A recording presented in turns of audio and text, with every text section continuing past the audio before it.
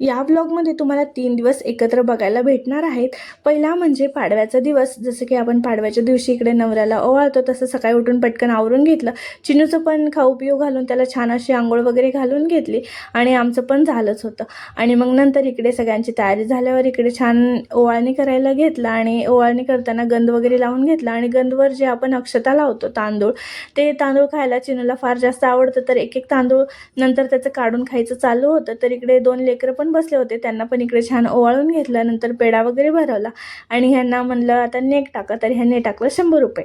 असो, पण मी नंतर ह्यांच्याकडून कसे बसे घेतले 4000 रुपये आणि त्या 4000 रुपयाचं काय घेणार आहे मी नंतरच्या व्हिडिओमध्ये तुमच्यासोबत शेअर करेनच।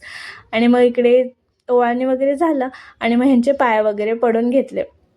आणि हे सर्व झाल्यावर आम्हाला जायचं होतं सोलापूरला, पण ह्यांना काही काम होतं त्याच्यामुळे जायचं कॅन्सल झालं। त्याच्यामुळे माझा मूड ऑफच होता। मग इथे दुसऱ्या दिवशी म्हणजे भाऊबीजचा दिवस, तर इकडे जाण्यासाठी इकडे रेडी झालं आणि माझ्यापेक्षा जास्त एक्सायटेड ना माझा लेकरूच होता, तर बॅग उचलण्यामध्ये ते मदत करत होता पप्पाची। आणि इकडे 3च तासात आम्ही सोलापूरला पोहोचलो पण। आणि पोहोचल्यावर ना चिनूचं इथे खूप जास्त ओढाओढी चालू होत्या, सगळे सामान ह्याला खालीच दिसत होते, त्याच्यामुळे एकानंतर एक सगळं ओढायचं चालू होतं आणि आजीला परेशान पण खूप जास्त करत होता। नंतर इकडे संध्याकाळी भाऊबीज वगैरे करून घेतला, त्याचं काही शूट वगैरे केलं नाही, कारण दुसऱ्या दिवशी कार्यक्रम होता, तर त्याचंच खूप जास्त असं धावपळ कामं वगैरे चालू होतं। मग संध्याकाळी गेलो इकडे बाजारामध्ये, इकडे सर्व भाजीपाला वगैरे घेऊन आला आणि दुसऱ्या दिवशी इकडे सुरू झाला कार्यक्रम।